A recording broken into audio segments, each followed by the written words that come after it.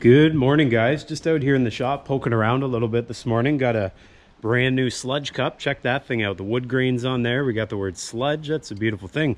What I'm doing today, aside from getting out to the sawmill eventually, is I'm going to fix a little problem that I think is going to come up when I start to roll logs onto my sawmill. And what that is the logs rolling off my new log deck onto my sawmill and off the other side. I need some sort of a barrier. If you guys remember from last day, my setup has the log stops on the same side as the log deck, which means when things start going downhill, they're going to go downhill fast. I'm talking about logs. They'll roll right off the side of the sawmill and I won't be able to stop it. What I'm going to do today, aside from sort of mulling around drinking sludge, is I'm going to take this scrap steel that I got here, and I got a pile of stuff floating around if you haven't noticed. Going to take the scrap steel, going to dream up some sort of an idea, and I'm going to try to make it happen. If you guys are like me, you mull around quite a bit, you got a little workshop, maybe you tinker on things. Well, sometimes I like to build things just for the sake of seeing if I can do it. That's what I'm doing today. I'm sure I could probably pay someone to do this, maybe fabricate me something, but then I'm not learning anything and I don't get to use all these, well, I was going to say fancy dancy tools, but I guess I don't get to use any of my old rusty tools, which I still enjoy using. So I'm going to fire up the grinder here in a second. I got the tape measure out, got a few ideas upstairs in my head. Going to go to my scrap bin area inside my shop as well, pull some material out of there as well, and see what we can cobble together. Guys, welcome back. Here we go. All right, so back inside we go, and just excuse the mess. This is a work in progress, just like everything else around here. And you guys recognize these things? Might be a little dark in here. These are extra base plates for the sawmill. If you guys recall, my sawmill, my HM130max, is on a trailer, and so I'm not using these. So I'm going to use these as a bit of a spacer. You'll see how this works in just a minute. But I need to drill some holes, so you guys just go with me here. I'm hoping this works. I've got some bolts in my pocket. I'm going to drill out these 4 holes around the perimeter, and then we're going to bolt this to that piece of steel you just saw.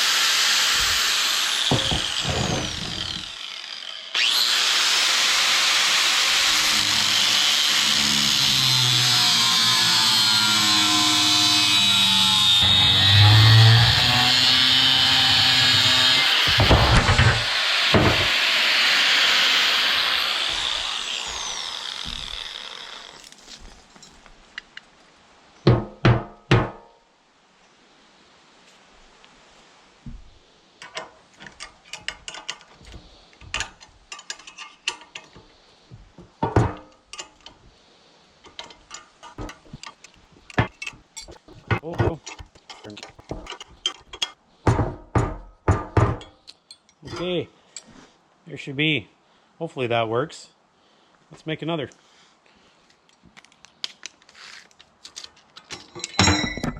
Beautiful.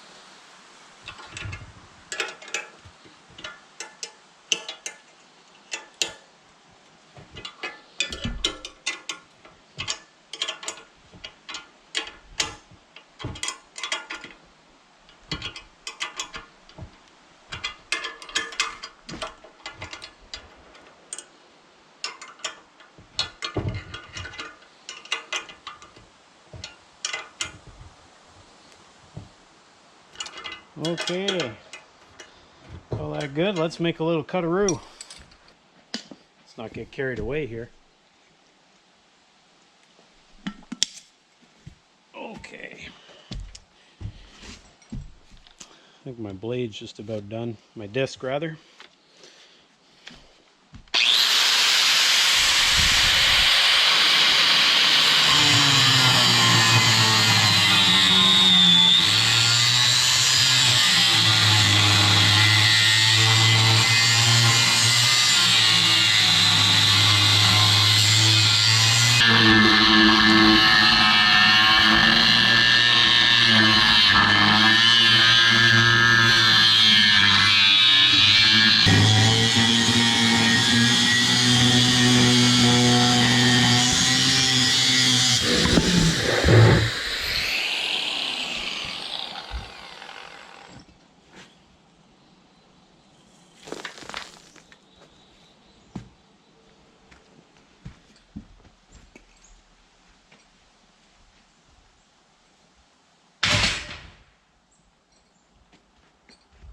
Until the next project.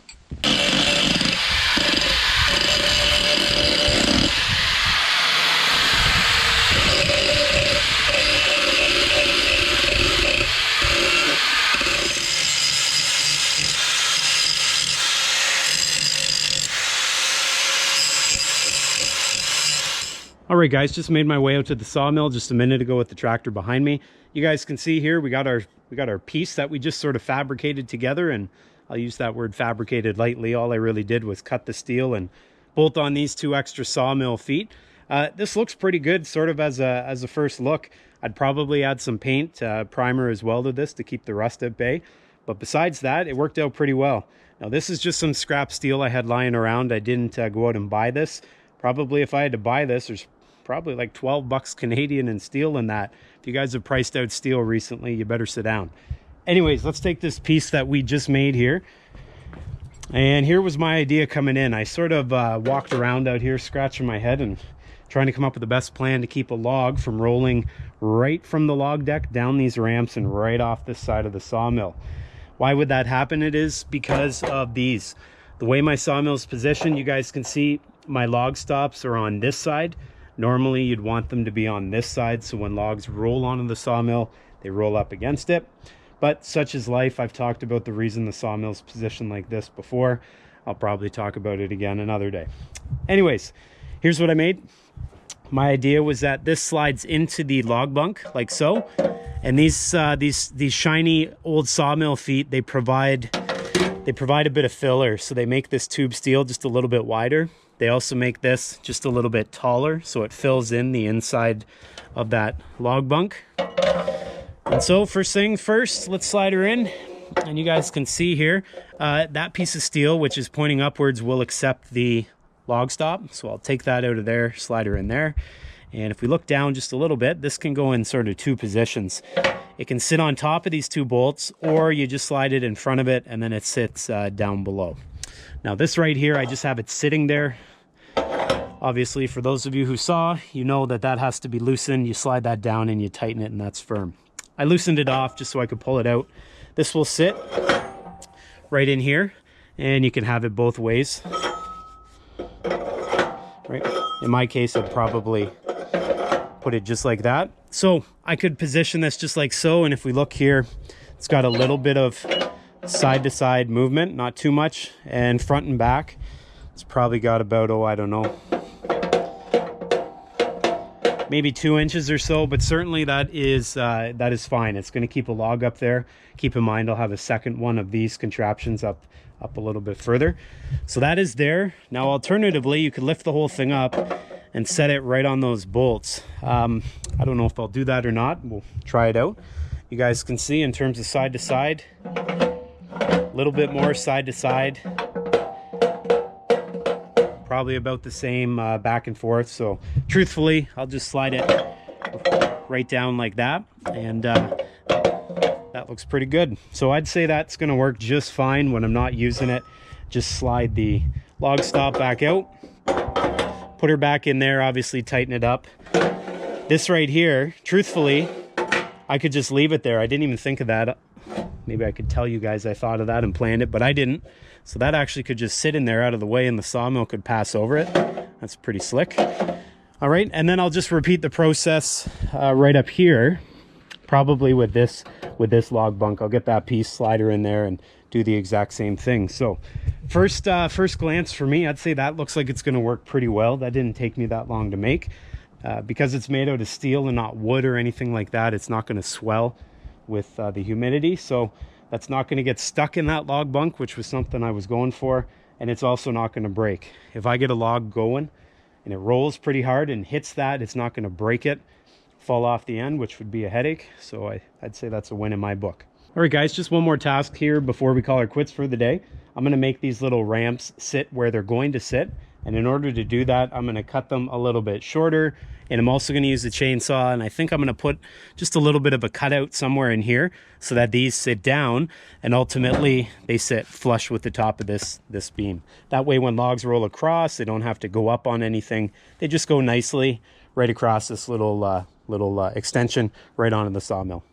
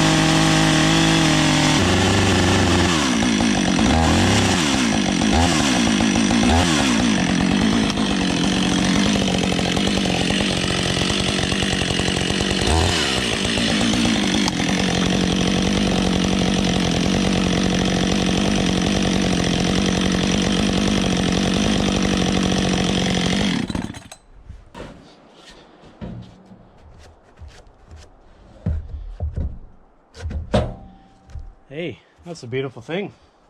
Maybe even have that pivot at some point, I don't know. I'll try that out and see how it goes for a little bit anyways. Yeah, I'd say it looks good. Maybe put a little support underneath. I don't know if it needs it. Maybe some support on the side, I just don't know. I guess we'll try it out and see how it works and go from there.